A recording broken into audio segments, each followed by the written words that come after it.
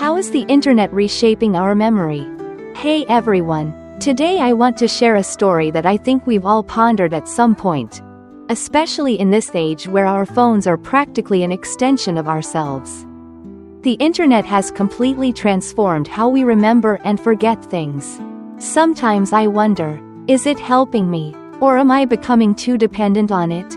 But the more I dig into it, the more I realize it's not just about the downsides. It brings some incredible benefits too. Let's dive in together and explore this. Key points before we dive deeper. First off, I want to give you a quick overview so you can see the big picture. The internet doesn't just affect how we store memories, it changes how we manage them too. Instead of cramming everything into our heads, I feel like I'm focusing more on how to find and pull out information when I need it. It sounds a bit odd, right? But it totally makes sense. Now, let me break it down step by step so you can really get it. How the internet sneaks into our daily lives. Have you ever noticed what you do first thing in the morning? For me, I grab my phone, scroll a bit, and bam, I'm hit with a flood of reminders from everywhere. Facebook pops up and says, "Hey, it's this day last year, remember this? Here's a photo with your friends." Or that time you first met someone. Sometimes it's just a random party pic I barely recall, but it still makes me smile. Then a few hours later, Google chimes in.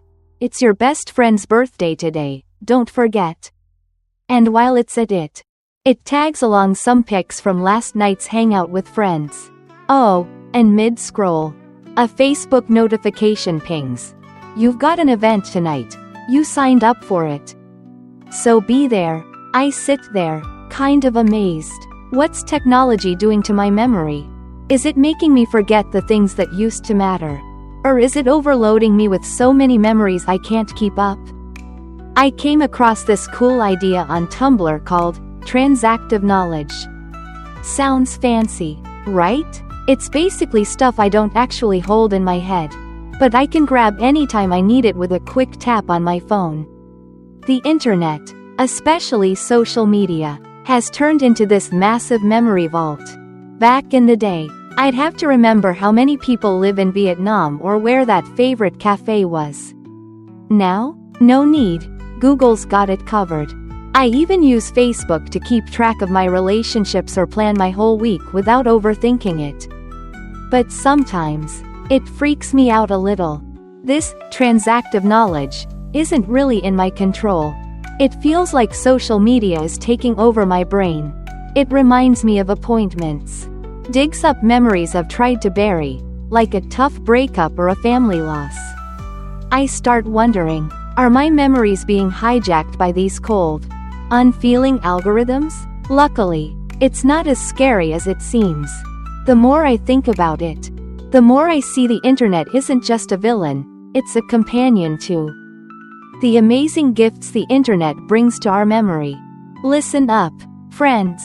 If I say I remember less random stuff than my parents or grandparents did, that's totally true. But here's what I've realized. I don't have to remember everything anymore. Instead, I've gotten better at something else, knowing how to find information when I need it. There's this study from Columbia University back in 2011 that I found so fascinating. They said when we hit a tough question, our first instinct isn't to rack our brains for the answer, it's to think of a computer, of Google. When I know I'll need some info later, I don't try to memorize it. I just remember where to look it up. For example, I don't need to know the exact population of the US off the top of my head. But I know typing US population into Google will get me there. Same with birthdays. Facebook's got my back. Tracy Packiam-Allaway, a memory expert from the UK, did this cool experiment. She had people dig through files on a computer to find info. Guess what? They didn't remember the details, but they recalled the color of the file it was in. Sound familiar? It's like how I remember a blue Facebook photo from a beach trip with friends. Even if the date's fuzzy. Some folks say social media makes us lazy. that it's killing our ability to remember. But Tracy says the opposite. It frees up our brains from stuffing in useless facts. That way, we can focus on what really matters. Social media helps me sift through the flood of info every day, picking out a funny tweet, a meaningful post, or a photo worth keeping. She did another study with high school kids that blew my mind. The ones who'd been on Facebook for years had better working memory, plus sharper vocab and language skills, compared to newbies. Crazy, right? I used to think scrolling Facebook was just for fun, but it's actually training me to decide what's worth remembering and what's okay to let go. That said, not all social media is a winner. Tracy found YouTube doesn't do much for us. It's too passive. I watch a video, and poof, it's gone from my head. But Facebook? It makes me engage, think, and that's why the memories stick.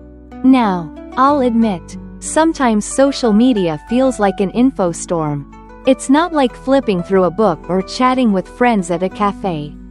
Niobe Way, a psychologist from NYU, once said, "Memories online don't feel as vivid as real-life ones. They're more passive, and the more passive they are, the easier we forget." But here's the twist: science says otherwise. In 2013, a study showed we remember Facebook posts from friends faster and longer than lines from a book. Even short posts in casual, internet speak, no emojis or anything fancy, stick better. Why? Because those posts naturally spark social feelings in us, making the memories lock in deeper. Plus, seeing pics on Facebook helps me remember faces way better.